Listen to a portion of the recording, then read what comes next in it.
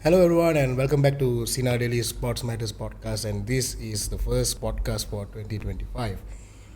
As usual, we'll have special guests. And before that, my name is Ashwin, and this is Wan Ahmad Atar Mazi. And today, every time we will bring special guests, but this time it's not so special, but better than special because he is the talk of the sports industry right now, and it's none other than Sayf Ismail. Hello. And you have already nominated yourself for the FAM presidential candidate.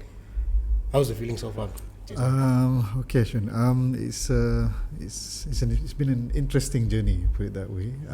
I announced my willingness to contest about 2 weeks ago, and since then it's been a lot of attention, a lot of people reaching out to me asking about my views. And what my plans are for Malaysian football, and also a lot of meetings with a lot of people in the industry. So it's been a very interesting and enlightening journey so far, put it that way, right? I'm sure audience will be hoping that this is just another episode of FAM football restructure and everything. No. In fact, my co-host Wan here has already interviewed Sayf, and there are plenty of news articles about it. You guys check it out. Visit www.sinardaily.my.com and check it out. Stories. But today we are here to talk about football, basic grassroots football. For 90s kids, especially like us. Okay. When it comes to grassroots, we always talk about Manchester United. Okay. The 1992 class 92. Yes. That's the automatic picture of grassroots. Okay. But what's exactly grassroots like in Malaysia football? Okay. So let's define grassroots first, right? So I think the technical definition of grassroots is football that is non-professional. Okay. But that's the technical definition. I think what we understand grassroots to be is football that is played by the underage. What we call it underage, but children basically from the ages all from 4 onwards, all the way until you get to about 17, right? So grassroots football in Malaysia, I think, has declined in my view, right? I remember growing up, right? I used to go out and play football. At the nearest local field, of course, right? And I have a son now who is about 16 years old. I have to send him to play football now. Right? So it's not voluntary. It's not like I'm going out to play football, right? I have to go and send him. I have to find a place for him to play. So I think over time things have changed, right? And I think we've lost a little bit of our the on the ground movement of football, right? And I could be wrong because this is what we see in the cities. Maybe in the kampongs it's still you can still go out and play football at the nearest padang or wherever on the streets or whatever, right? But in the cities I've seen that there has been that change, right? Where parents or kids cannot just go for a kickabout just like that, right? So in terms of grassroots, I think, like I said, we've gone behind, and part of why I've been looking at intervening in Malaysian football is to really try and set this right, basically, right? Those were the days. I thank God you have rekindled some of my past. Those days, I remember my friends used to come to my house, be like calling my name or calling my mother's name, auntie. We are going to play football. Is Ashwin sleeping inside? That's how it used to be. But these kind of things, or situation, it's something that we are laughing now, sweet memories, but these defined football. That's right. Days. But is it becoming too technical these days? Is it because of that? I think, again, social media and the exposure that kids are exposed to now has made them, I mean, not just in football, generally smarter. If you have kids now, you know that they're far more advanced than how we were. So I think yes, because you see it a lot, and now people say that everybody wants to play the Pep way, right? Even but yeah, maybe it has become slightly technical, but I think that the joy of just going out for a kickabout has been lost, right? The funny thing is, if you get a group of boys and you throw them a ball, they'll kick it. Of course. Yeah. Right. Of course. They'll find a way. They'll find a way to Yeah, kick, right? yeah. So the passion has always been there, but I think the ability or the how to say just the ability to go out for a kickabout, and maybe it's not because there's lack of places, because even if you get tepi jalan, well, you know by the roadside you play, right? Yeah. But I think it's more maybe on the parents who feel maybe it's not as safe as it was then, because then we would just go out, right? I mean, even bicycle. the injuries that we used to Yes. get those days, it's a light injury, but these days it's defined in scientific terms, and That's you're right. out for 6 months, 8 months. That's right. considered dangerous. That's right. So It's a generational difference for parents. Right? that's right. Maybe parents now. I mean, I'm not saying it's a bad thing, but maybe today's parents, they are more aware of the dangers, etc. So like, okay, you cannot go out, etc., etc. If you want to go, I find you a curriculum for you to play, etc. So I think maybe the slight disadvantage is like they don't have that privilege of just spontaneously going out. Absolutely. And play football. Yes. Yeah. Yes. Yeah. If you mention the pep way, I think I'm not sure who, but I've read somewhere lah. It's some person within the English football industry. He said that for grassroots, for the young players, he thinks that being technical is very not good for the young kids. He said that if you start at an early age, like, okay, you have to do this, do that, follow the instructions A to Z, it might hinder their creativity, etc. So what's your view on that? So I think there's arguments for both sides, right? What I do think is that football is an expression of your own individuality, right? And I remember as a child when I was growing up, you kind of fixate yourself on a role model that you like, right? So if you like a certain player, you will kind of, okay, this is me, and I play like this. Imitate him. You imitate him, right? So if I think the kids nowadays they all want to become a Mo Salah or something like that, right? But some don't identify as him. Maybe somebody identifies as a different player, right? So that expression of yourself, and you are kind of as a child kind of building your image or yourself into something that you want to become should be free. Right. So for me, for example, I always thought myself as a deep lying creative midfielder who can pass the ball. That's my game, kononnya, because I was a fan of Glenn Hoddle when he was playing. I'm not sure you guys know, seen him play, right? Might be a bit too young. So that was how I modeled myself. Right. So I'm not a fast winger, and once you have a role model, I think that creativity to explore whether you can become that is important, rather than being coached into just a certain static style of playing. So I get that, right? I get that. But again, I think we should be allowed to express ourselves on the field, right? Football, as we talk about the coaching side, they always say it's about problem solving, right? It's about how you solve the immediate problem, right? If your team doesn't have the ball, how do you solve that problem? If you cannot score, how do you score? If the team has too much possession, or if your opposing team has possession, or there's a good player here, how do you solve? So every time you go into a field, it's a different problem that you need to solve, and even in different phases of the game, it's a different problem that needs to be solved. And I think in Malaysia, that communication at the younger academies is starting to get there, right? One of the things that I realized at my time when I was with FAM, and we did a lot of work on the grassroots as well, is that the focus on performance is a little bit too much in the younger years. I see. Right. So if you go to academies, right, you will see the parents really pushing their kids, right, which is not uncommon, right? Everywhere in the world it happens, right?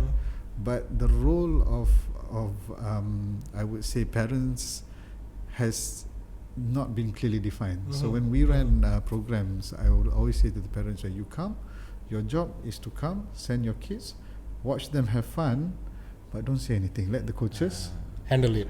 Right.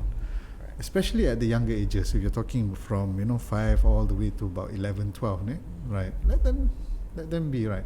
Maybe if you want to go harder when they're slightly older and really coach them and push them, that's okay. But you want to have the joy of football. Yeah. You can't take the joy out at that age, right? So I think that is one of the things that Malaysia or I wouldn't say Malaysia, but what I've seen in the academies, right? They're evolving towards that, right? Whatever you have been saying so far, and also whatever one has pointed out, it's also similar to Carlo Ancelotti's method. Quite famous, where he is well known for advising young players to express themselves. That's right. Instead of being terlalu tactical. Betul. When they said that is one of the key reason why Carlo, being the Sir Alex Ferguson era kind of coach, still relevant in this current industry. So talking about all this, Chief, education. Yes. I there's a myth from those days. Okay. He was too good in sports, regardless football, rugby, whatever. Oh, that guy won't be doing well in Academics. Education. So you got to choose either one. So is education itself, studies, academic, they got to play more role to boost grassroots sports. So I think let's just talk about grassroots and younger age, right? So nobody's going to become a professional footballer at the age of 15, okay, up to 14, 15, right? So the way that I look at football and education is that it's not the education that it's not football that uses education, it's education that uses football, right? Football is actually a tool to develop character and personal development, right? So the education system should use football as a medium to develop kids, right? And we've seen this especially in nowadays, where you have younger children are fixated on their devices, right? You take the device away, put them on a field, right? And they will learn a lot of life lessons on the field: how to win, how to lose, how to listen to to instruction, how to interact with other people, how to make friends, right? All these lessons are on the field, right? And these are lessons that we are losing actually because of the gadget world. So I would say that the education industry or the schools and or the ministries should look at football as a way of educating kids as opposed to using a different medium, because again, when you look at younger ages, I think, I can't remember, you can correct me if I'm wrong, right? But from I think up to about 11 years old, it's okay to mix male and female, right? I can't remember, the technical people would know better, right? But it's fine, right? You don't have to distinguish between boys and girls, gender, because their development is almost on par at that level, right?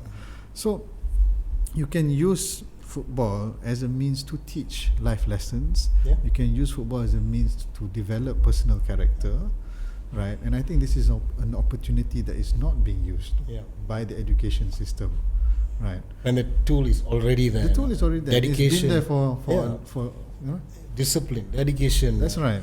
Motivation, everything is there. That's right. And it's natural. It's natural, right? So I think that part is crucial for the education sector to pick up on, right? I think a lot of parents send their kids to academies and they realize that actually, it's not just about performance, but if my child is slightly, it will address my child's I wouldn't say issues, but help them to develop in their personal character, right?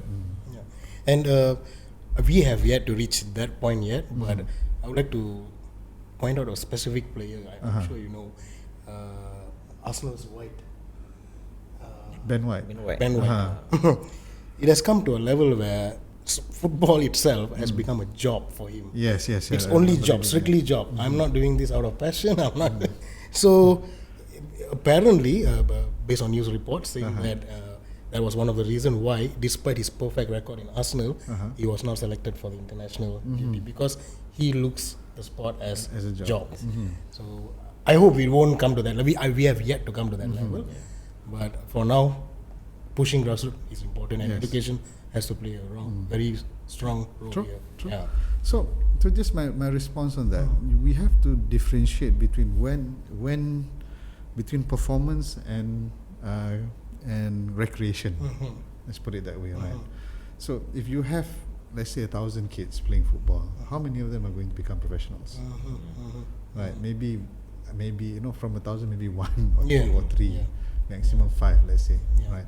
So how about the 995 others? What becomes of them? Right. So that is the question. The 995 get exposure, get the life lessons, get all the benefits of football without having to go into the performance part. Right. And we are only looking at the 5 people here, but we forget about the 995 others who have who plays and have also already acquired certain life lessons from that interaction, right? Can we safely say it's about time for parents, guardians to take football in a different approach? Yes. Because it's not only about cultivating your son to become a Cristiano Ronaldo. It's about shaping him with good characters. That's right. And that sports is helping. That's right. Shaping the character. Yeah. That's right. Any sport actually, but football has a unique characteristic to it. It's the most played sport in the world. We know this, right? The most number of players, people playing sports, even in amateur or grassroots, right? It's the easiest sport to play, right? You don't even have to have a ball. Yeah. You can, you see this in Africa. Rocks, They just cans, rocks, whatever you can keep can also become a football, right? So it's the most accessible, most democratic sport that that is out there, right? And it touches people, right? It touches people. So I think you're absolutely right. Parents need to understand that, while I might harbor hopes of my son or daughter being a professional, I need to allow my son and daughter to actually enjoy the sport and take out the lessons from it. But if you're shouting at your kid from 5-6 years old, go make this tackle, you didn't play well today, and you should have scored 2, or just now when this ball came through, you miscontrolled it, right? It becomes more of a stress than actual. I'm looking forward to go, right. So there are certain parts where I think it switches, right? It switches, and I can relate my personal experience. I mean, I was working at FAM, right, and I have access to the football industry, and I had a young son. Well, I wanted him to become a footballer. This is always the case of parents who you become the next, right? So I sent him to academies and whatnot. And then I realized actually, this is not what he wants, right? So and then so it's okay. Do whatever sport that you want. And as he got a bit older, he started to want to play football again. And my advice to him was just play for fun. Yeah. Get into the school kids leagues and whatnot. Go and have fun with your friends, right? And that's it, right? If you want to push hard, and that's up to you. But and take the lessons of football from it, right? And if you need any help, sort of guidance and everything, come to us. That's right. We'll help you. That's right. Yeah. So, just if it were up to you, right? So, like, how would you specifically design that system? If you want to balance between education and sports, especially for grassroots, because I think, like Ashwin mentioned just now, I think I'm not sure today's parents sama ke tak macam dulu, but my parents were the same. You can only pick one sport. Oh yeah, betul sama. I had 3 or 4 sports I wanted to play, and I was like, alamak, bola lah, paling minat bola kan. And then I regret not joining the hockey, because hockey my school was very good. So I'm like, but growing up and then now being an adult, I understand why they were concerned, because I had a friend who were playing badminton alongside the CDIC Legends. Okay. And he ended up not taking the XPM. So, but now he's doing well. But still, you know, those are like one of the, I would say, the consequences, I think. So, like, how do we balance these things? So, okay, again, it depends on whether you are recreational or you are going for professional, or you're going towards performance, right? I think if you're going down the performance route, then you need to dedicate. Right, you cannot be a footballer and a badminton player at the same time. Right, it's the same way you cannot be an engineer and a doctor at the same time. Right, you have to choose a career. Right, so if you're going down a professional performance route, okay, and you think, okay, I'm going to become a footballer, you must dedicate yourself towards that. Right, but if you're talking about recreational, then it's fine. Right, it's fine. You can play multiple sports. I play now. What's very popular now? Pickleball, right? Pickleball. I play pickleball. I actually play more tennis than pickleball. But pickleball is so much easier and so much more fun. You can play with your kids. You can play with your friends who don't, people who haven't even trained. You can instantly play. So it becomes more of a social sport. But coming back to the balance, right? I think we have to understand, once you go down the performance route, right, there are certain sacrifices that need to be made, right? Education, no. Right, I think now in this day and age, right, you can still have an education and become a professional athlete. Yep. Right. In my day, you had to choose. Right. So I remember, kalau nak main bola memang kadang-kadang you don't take the SPM, or you take SPM but you won't do good lah. Because you're spending too much time on the field. But now with technology, you can do online courses and whatnot. I don't think there is a barrier to that, right? So you can take a degree online. You can do right and still become a professional athlete, right? So that balance, I think technology has kind of balanced that out, right? It's just whether, and I think it's smart as well if you go down the professional route, to have a backup, because what you have to understand is, as an athlete, your career is short. Yes. Right. Yes. Your playing career, at least. Right. So this is what we always say: it's short, and it's one injury away from ending. From career end. Right. So you always have to have a backup. Right. What I would like to see, and you say, how would I design grassroots? Right. Other countries who started earlier, you could maybe kind of have a grand design. Okay. Right. Okay. You main kat sekolah, for example, and then in for the UK example, you play at school. A club will be in charge of a certain radius. Right. And if you play for the school, the club will kind of work with all the schools. Say whoever is a good player, bring them into the club, and we'll have a look at them. Right. I think in Malaysia it's quite difficult to do that, right? So what we need to do is ensure multiple pathways and multiple opportunities, right, for people who want to get involved, right?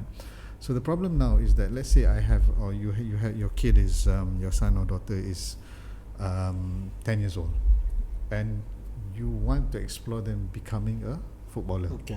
What do you do? Send them to training and. So what do you do? You can. You did leave them in school, my school team? Probably not. Right, because my experience with my son, he plays for his school team. He gets 2 days of football a year. Okay. Right, MSSD ni, dia 2 hari je. It's 2 days. Carnival football, you play the first day, if you win, you go into the second day. Right. And that's unfortunate. Right. So the parent has to come in and okay. If you want to play football, I'm going to look for academy for you to join. I have to pay a bit of money lah, right? Find the right academy that is suitable with him, and then put him in the academy. But then, where does this academy play? What competitions they play? And so now we have the Super Rimau, for example, right? But we're talking about Klang Valley. If you're in Kelantan, where do you play? What academy do you go to? If you're in Terengganu, if you're in Pahang.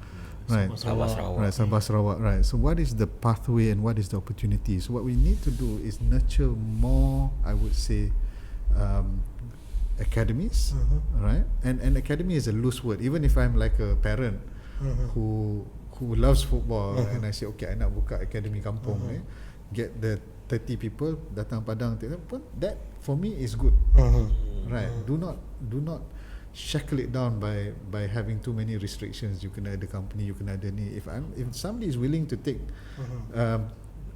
kids and train them, let them do that, right? Support them, right? And if you find these people, the state FA or whoever should come in. Okay, I'll invite you for a grassroots license, right? Just to give you more fundamentals, right? So I think that's what we need to encourage. We need to encourage more people who are willing, who want to get into coaching, right? To give them the ability to set up small academies. That's number one. And secondly, get the states or to run more competitions. Okay, so the key to developing footballers is minutes played, right? Matches played, and competitive matches played. This is exactly like Premier League, right? Premier League, yes, but I'm talking about this level. So even now, like I said, if you follow the MSSD system, Kementerian Pelajaran, right? The way you do it now is you play about 3 days of football in a year, right? Which will get you nowhere, right? And the problem is, if you are a talent that is good, but your parents are not willing to help you, the system will pick you up. Understood. Right, for whatever reason, whether they are financially constrained or they don't know or whatever, right? So we don't have enough people playing enough games on the ground, and that is what we want to do. And then once that happens, we have to enable more pathways to the next level, right? And if you understand football is about levels, right? You move from level to level to level to level, and what we want to enable is that if a player is good enough, there will be a pathway for him to go to the next level. Right? If the player is good enough, then go to the next level and go to the next levels. The problem now is that we have good players, but they cannot. There's no pathway to the next level. Right? The framework is not there. The framework is not there. Absolutely, the framework is not there. But in the absence of a framework, just have more opportunity. Because to design something like, okay, this is step 1, step 2, step 3, it's quite difficult. Think about education. Think about education. If you wanted to get a degree, right, how many options of roads are there to get there? Banyak actually. Banyak, betul. Right, sometimes you don't have an SPM pun, you can still find a way to get to getting a degree, right? You can take a technical course, do something else, do APEL. There's so many different ways now, pathways. So you have to think about the same thing. If I want to become a professional footballer, it's not just one way that I have to get into a state sekolah sukan negeri ni, right? And then hopefully get picked up by a team. That is now the only pathway that we see, right? What we want is to have alternate pathways to get there, right? And this modern era, club owners, even academy coaches, they talk about the word metrics. I think this came from US club owners, football owners. Okay. So metrics, how important is this in grassroots development? And what kind of metrics can we use to measure? So I have to be careful with that. I'm not technical, I'm not a coach, right? I think again it depends on your philosophy of development. I think with the US are very stats based, right? In their approach to development. So for them you can measure everything, right? And so therefore you measure minutes, you measure touches, you measure all these other metrics, right, and whatnot. If you can get that's brilliant, right? But I think the US youth system is one of the best, right? And the US education system that is blended in with the sports is also a model that we need to follow. And a lot of people, I mean, when they ask me, if my son or daughter wants to become a professional, what should do? I say, if you have the money, send them to the US. Right. Tell them to go and study for a degree in a US university or college, and in that degree, in that course of 3 years, they will have a good sporting career as well. Right. So you come out with a degree, and you already played 3 years of competitive sports, whatever sports it is. Right. So coming back to your questions, I think metrics, it depends on the philosophy, right? If you can, that's great. But I think Malaysia, we need to develop our own philosophy of how we want to develop talent, right? And it also has to be based on our physical, I would say, build, Yeah, physics. Yeah. Right. So you know, the physical or the average physical build of a Malaysian player is, you know, slightly smaller. We are not that heavy boned. Yeah. Our mass is not that big, right? So I think we need to design our development philosophy around our physical nature, right? So you can't be playing. I mean, this is my view. It might be wrong. You can't be playing a 4-4-2 in Malaysia, for example, right? Because when I mean, this is me in amateur football. I say, who's going to head the ball if you cross it anyway, right? Who is going to actually head the ball if you play 4-4-2? You play winger system, you cross. Siapa nak tanduk bola ni? Have you seen Malaysians heading a ball? Right? It's very rare. So I think just based on that, I mean, we have to kind of design our the way we want our players to be, right? And have the system kind of have that philosophy of this is the Malaysian players, Okay. right? And move from there, basically, right? Maybe we can talk about, since you said talent, pool of players. Do we have the pool of players? Okay. So if you ask, I mean, when you talk about talent, every country asks the same question, right? And I always say this: in football, there are 211 countries that make FIFA. You can check that. I'm somewhere there, like the last time I checked. Right, so every country wants to do well. Every country wants to go to the World Cup. And I think our conversation maybe 10, 15 years ago was, our population not big enough, we cannot produce. But we've been proven wrong, right? Because we have instances of countries who have small populations but can still make it to the World Cup. You have Iceland, you have Uruguay. I use Uruguay as a very good example because their population is less than 2 million. But consistently, and since the World Cup started, they have been They were the first one. the first World Cup. Yes. So I said there's no reason why you cannot use population as a metric lah, basically, right? So my view is that talent is everywhere, right? There is no lack of talent anywhere in the world. There is a lack of opportunity, right? There's a lack of opportunity. Now, and that's why I was saying opportunities and pathway. That's number one. Secondly, another challenge is the level of passion for the sport. Okay. So in Malaysia, we take it for granted that football is the number one sport. Okay. But if you went to Philippines, for example, what's the number one sport? Philippines, I assume it's athletics lah. No, it's basketball. Basketball. Oh, okay. Right. So that basketball overshadows football. So for them to develop football, to attract talent to actually main bola, to play football, is harder than us because the kids there naturally play basketball first. Okay. Right. So they have a different challenge.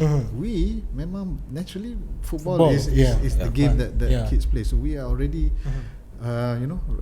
quite untung lah in that sense, right? So football is a number one sport. Is there a lack of passion? No, kids play it, right? Might be in a different form than how we were before, but kids play football, right? So that is already kind of like a win for us. Now it's just about a lack of opportunity, right? How do you nurture this talent that we already have to the next level, to the next level, to the next level, right? And nurturing talent that requires a framework, right? That requires a framework, meaning that at each level there must be, at the amateur level we must say that if you are in the football scene, sekolah for example, kalau you main sekolah, if you're playing in school, you need to get at least 10 competitive games in a year, for example. If you play at an academy level, you need to get 20 competitive games in a year, right? You must be coached. You must have what we call contact time, X hours of contact time, right? And these are the kind of fundamentals that we need to put into the system. So guiding principles, so to speak, to say that okay, kalau you coach kampung pun, make sure that the team yang you bawa ni plays 20 matches a year, right? Carilah team mana pun tapi play 20 matches, right? So I think that is what we can do to develop the grassroots, right? As opposed to kind to design everything, because then it involves large budgets and whatnot, right? Which we don't know. We can takes time basically, right? But if we give guidelines to anybody, say, okay, you're interested to become part of football, make sure that these are what you aspire to lah, basically, right? So I think that is probably the way forward, right? So I just want to ask about your football application, you know, Soka Loka, yeah, the app. When we talk on the phone, you know, you mentioned that particular info. I was like, I thought it was in Malaysia. Okay. And then I was like, and then you said you were based in Ghana, That's right. Africa, and South America. I'm like, oh, ni bukan calon-calon orang ni. So I'm like, comparing, you know, your experience so far, you know, doing Soka Loka in Africa, in Ghana, maybe you can compare your experience in Malaysia. Like, for example, like if you mentioned the call, Africa is the talents are vast. Right? Even top nations nowadays, France, for example, their players, the roots, roots always come back from Africa, etc. So, like, how can we translate? If let's say we were discussing like translating your experience into Malaysia, so using apps like Soka Loka. Okay, so Soka Loka, when we built it, it wasn't meant for Africa. It was meant for the world. Okay. But for me, I was looking at Malaysia actually, right? But what we realized after we built it and we tried to promote it here is that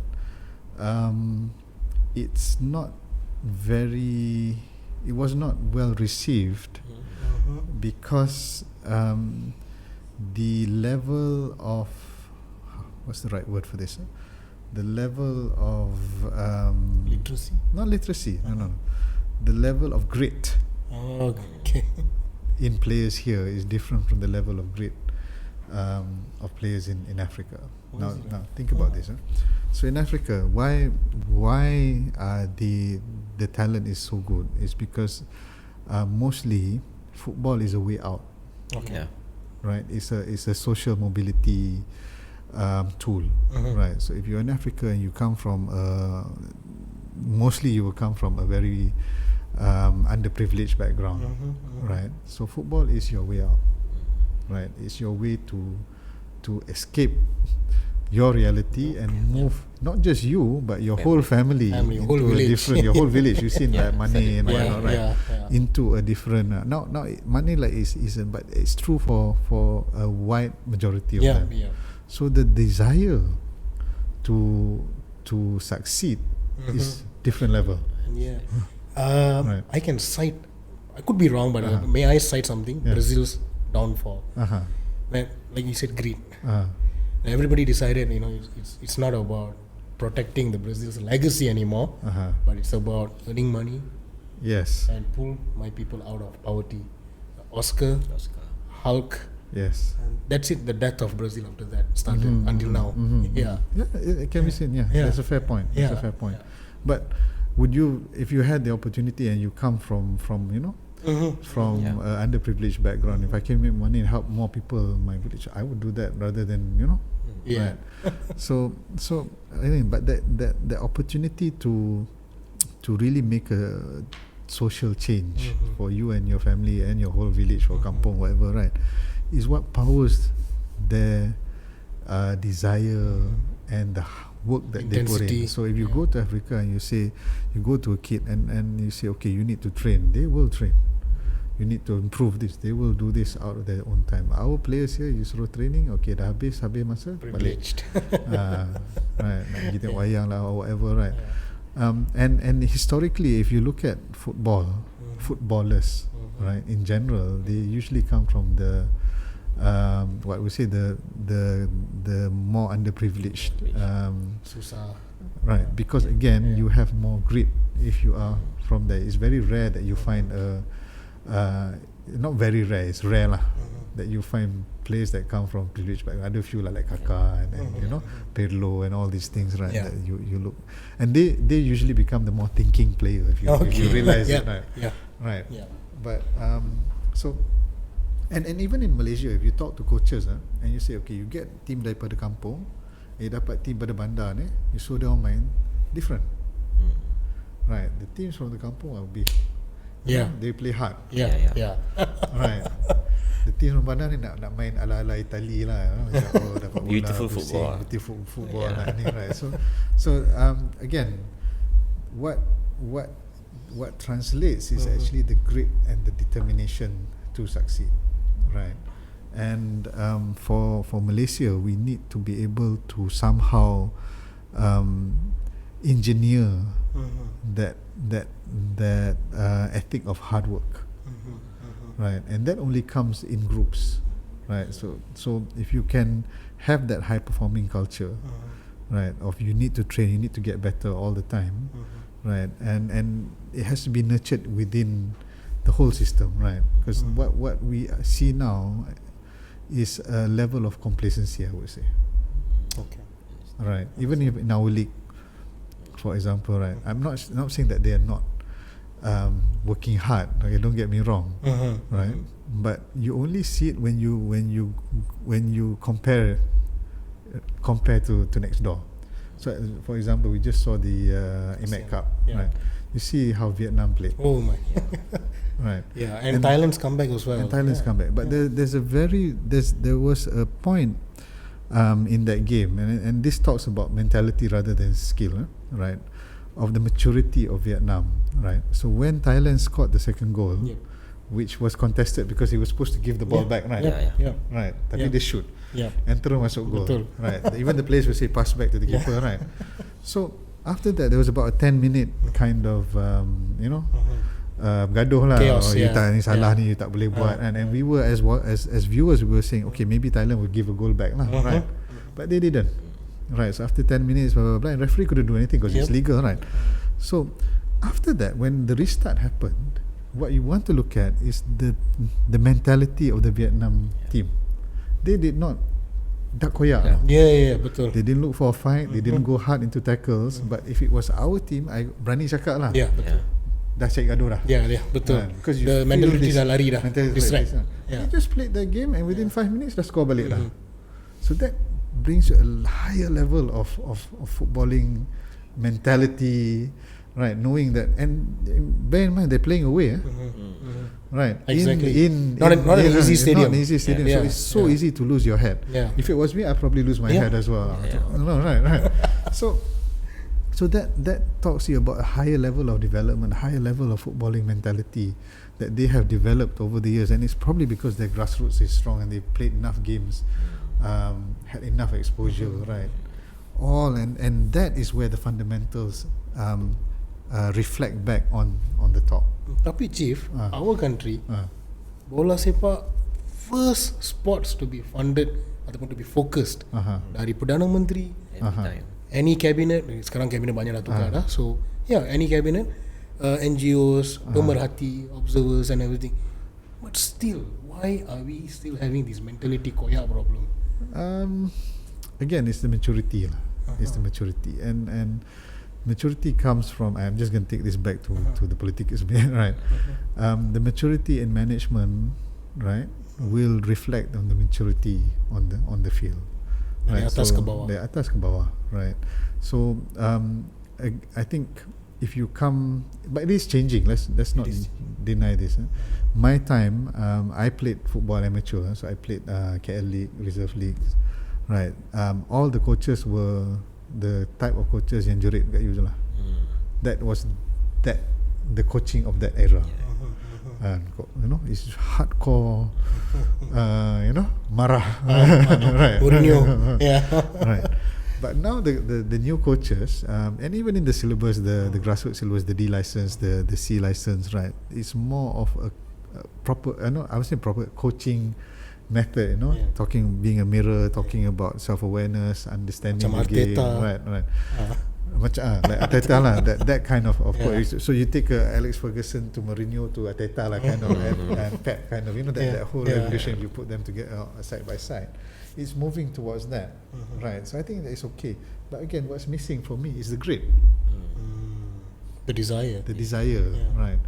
The desire on the ground, and then on the management side, I would say the Fluidity. Not the fluidity lah. And this is why I'm trying to run for presidency. And the actual real intent to channel the funds into the grassroots. Fantastic. Right, because that's what I see. We're not doing enough. Right, we spend a lot on the elite. Right, so if you look at the money spent on elite athletes, is very high, and this is what we've been doing. I think not just football, in all, and we have all these elite programs, but we're not. So you take you from the base, you find maybe a group of athletes, and then you focus on them and spend all the money on them, as opposed to putting the money on the base and developing a wider pool of athletes, right? So, and I think in football, one of the problems, when we come back to grassroots, is that there is a stage where players develop a bit later. Yeah. Right. So contoh dia, if you want to get into the state schools, right, you need to come in at Form 1. Right, meaning you have to be a good player before Form 1 lah. Betul. To be put into the school. And maybe kalau Form 2, Form 3 main, you might be boleh masuk lah. Okay. But after Form 3, you won't transfer lah. From sekolah biasa into a sports school. Betul tak? Tapi let's say I only develop at Form 3. So I dah terlepas lah the boat. Betul. Right. Budak yang the ones who are good in standard 5, standard 6, Form 1 tak semestinya will become better players. True. So that's why we say more pathways are required, because football players sometimes they bloom a bit later.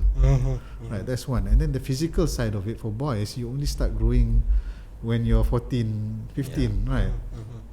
So there's this part where we only have, we take all the good players masa Form 1 put them into sports schools and then focus on them. Hopefully they will become, and some do.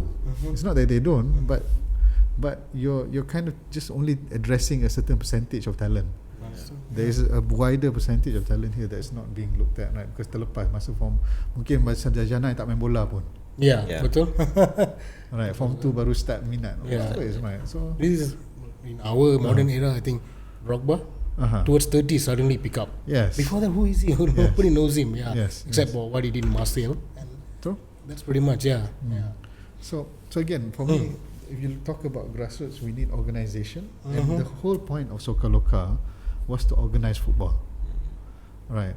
So if you have a league running, use the app to organise your league.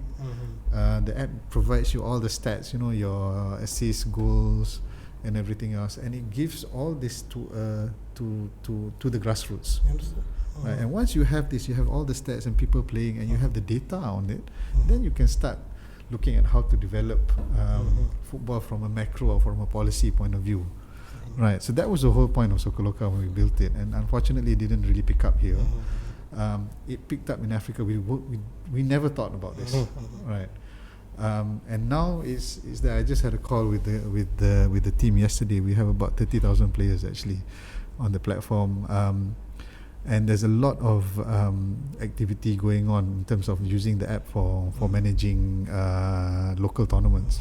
Okay, I just want to add on this Ghana, because I'm involved there. Okay, just to give you a comparison towards how Malaysia is. Ghana has 10 regions.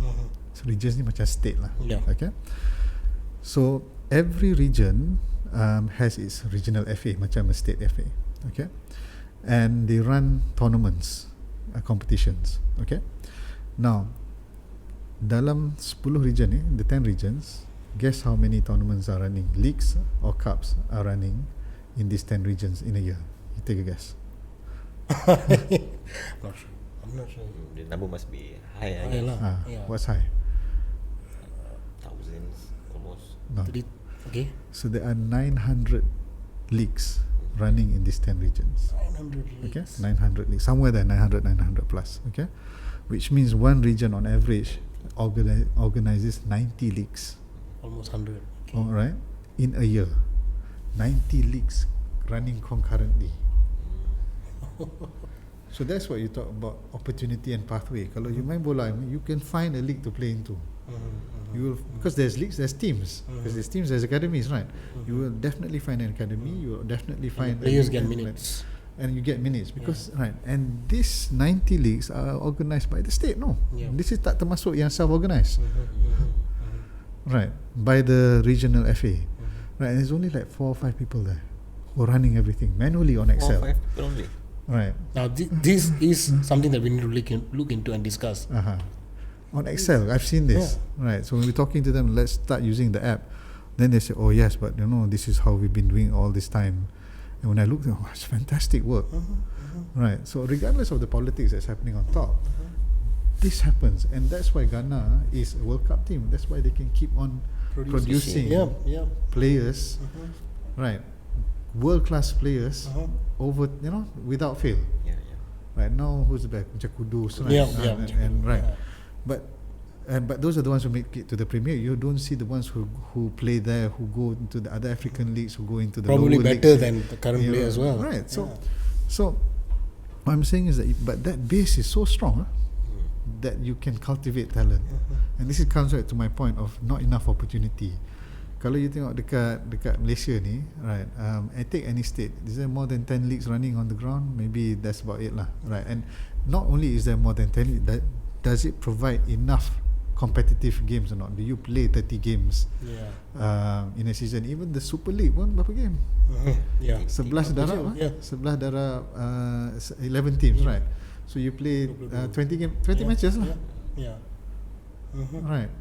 And around then so even at the highest level, right, you have 11 teams, you play 20 matches, and then you play FA Cup. Kalau you might get 3 or 4 games there if you don't, right, if you make a decent run, and then Malaysia Cup pun you might play another 5 games, so you play about 30 games, but this is the highest level. So if you, at the highest level, that's what the number of games. What do you think is happening at the lowest level, right? So this is where we need to kind of work together. And another thing that I'm quite not upset lah. One of the issues about FAM is this issue of control, right? Not just FAM, state FA, every league has to be sanctioned. Actually, for me, if somebody wants to run a league, let them run the league. Sanction for free lah. Kenapa nak kena bayar? Because you're actually helping. As long as you don't malpractice, you are within certain guidelines, you follow the rules, you don't take you don't charge too much, or you don't abuse the kids or the parents or whatever. Jalan. Right, jalan. We want to encourage football, not stifle it by putting too many rules and regulations on it, right? So I think that is one of the frustrations that I have with the Malaysian ecosystem now, right? And another frustration that I have is actually it's quite ironic actually, because football is a team game. It's a team sport, right? Even if you have a Cristiano Ronaldo in your team, but the rest are just average players pun, you won't, right? Even if you have 3 star players pun, right? It's a team game. So on the field, it's a team game, but off the field, we as a Malaysian footballing ecosystem don't really play as a team. So the NFDP does the NFDP. The academies do their thing. FAM does their thing. State does their thing, right? But who loses is the grassroots loses. Why? Because you're not playing together, right? Is it because masing-masing nak achieve KPI ke atau? Betul. I think masing-masing ada KPI masing-masing, right? But at the same time, I think it's a leadership issue, right? So if I was the president of FAM, straight away I become president today. Tomorrow I'll go and see Fazlina, right? Sit down. Okay, how do we work this out so that we create pathways on the ground? How do we work together?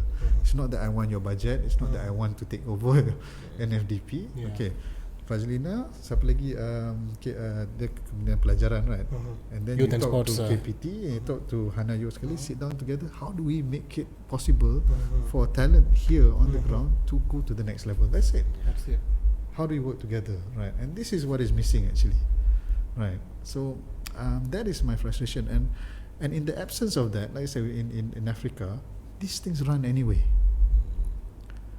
right? Regardless of the politics of Perfectly fits the code. It happens, and if you download Soccer Loka, you look at the videos on Soccer Loka, you will see in Africa they call them earth pitches,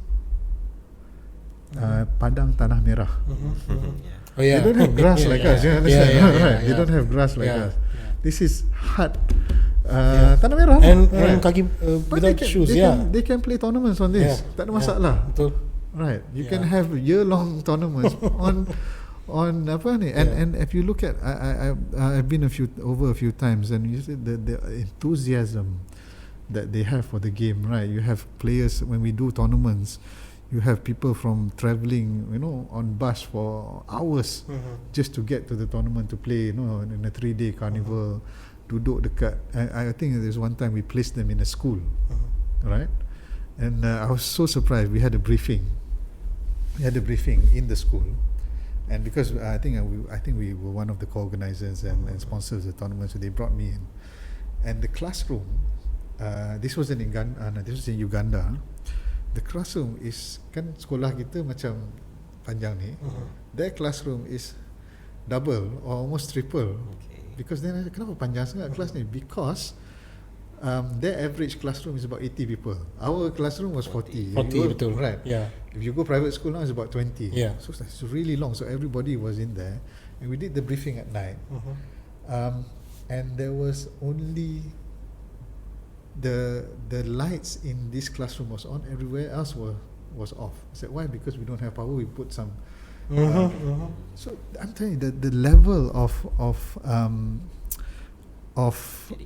dedication towards is, and we take this for granted because we have the infrastructure, we have everything else. So that part of grit, I think, if you go there and you have the opportunity, you will see why they can develop really good talent, because the passion and the grit and the determination to succeed is there, not just from the players but from the administrators. For example, when I was talking to the people who manage the league, I said, hold on, how many leagues do you run? I do 90. Who? Me and these 3 people do. Like, just the 3 of you. On what? On Excel. On Excel, right? This is shocking, actually. Yeah. Tak ada system, tak ada apa. On Excel and on WhatsApp. And before that on SMS. Right, imagine, right? Cik Sayf, Chief, we got masa sekarang. But I think there should be this episode warrants another episode. Yeah. Yeah, we have, there's a lot to talk. That imagine what else he can contribute to FAM. So guys, maybe audience kena bagi certain people certain chance. He has a lot to offer. You have seen yourself right now. What are his knowledge on grassroots football and FAM itself. There's a lot of key takeaways from our discussion today. Education, grassroots, motivation. Jangan take football for granted. That's the main advice here. And also cadangan ataupun effort daripada certain kementerian also. Yeah. So with this, we would like to conclude our discussion. But since Chief is already here, I nak tanya satu soalan sebelum kita log off. Since your nomination, dah berapa minggu dah sekarang? Any feedback? And also any kecaman kalau saya boleh tanya? Soalan panas. So I think the feedback has been really good actually, right? I've got a lot of support, right? From the people, right? And from the media as well, right? And you guys are as well, right? And a lot of coverage as well. But the reality is that the decision is not made by the people. It's made by the affiliate members of FAM, right? And I have been in touch with some of them, right? And because I was at FAM before, so I know they know me, I know them, right? So I've been in touch, we've been talking. So breaking that system is a challenge, right? So getting enough nominations to become president might be a challenge. We're still working on. There's still another week to go. We'll see how that pans out, because it's a closed system. And one of my, I would say, intentions of running is to open it up, right? To put the spotlight on the system and say, you have to evolve, right? So that's happening. In terms of kecaman, tak ada lagi, right? Hopefully tak ada, right? I think what I'm trying to bring is a different level of politics, right? There's no personal attacks. It's not talking bad about it. It's more about looking forward and what needs to be done rather than looking at people, what the past, right? Yes, nobody's perfect, right? And I think there are successes that Malaysian football has achieved. It's not all bad, right? But now it's really about looking into the future and working together to make sure that and it's a journey. I think it's a journey that hopefully I have a little contribution in, right? If I can become, if I can get the seat, that's great. If I don't, I would think that I've helped to kind of mature the politics of football so that we can move forward. Maybe 10-20 years in the future we will see change. I would argue that this current Canadian presidency is really important. Because Indonesia is doing well. Our neighbours are doing very well. Yes. Singapore dah draw dengan kita. Tak boleh ni. Vietnam, I think that's the standard we want. I mean, I'm amazed by. I would argue that we've been stagnant for a few years. Yes. Under the name of football has been restructured. So maybe now is the time if dengan semua, if everybody ada niat untuk majukan bola sepak negara kita, we will be there. Right? So siapa yang ada niat, sokonglah mereka. Itu saja I would like to tell. And with that, I would like to conclude our show. Alright. Next time, Thank you.